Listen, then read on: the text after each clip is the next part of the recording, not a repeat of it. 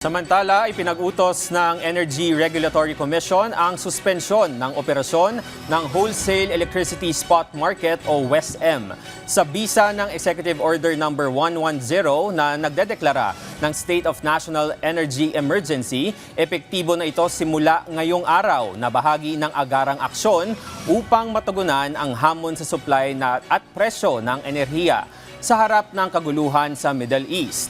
Sa ilalim ng temporary suspension, ang power system ay mag-ooperate sa Special Operating Guidelines na inisyu ng DOE, kung saan prioridad ang paggamit ng renewable energy sources, pag-conserve ng critical fuel inventories at pagkakaroon ng operational framework para sa system dispatch. Ipatutupad din ang Modified Administered Pricing Mechanism na mahalaga para mabalanse ang kapakanan ng mga consumer at mga power generator.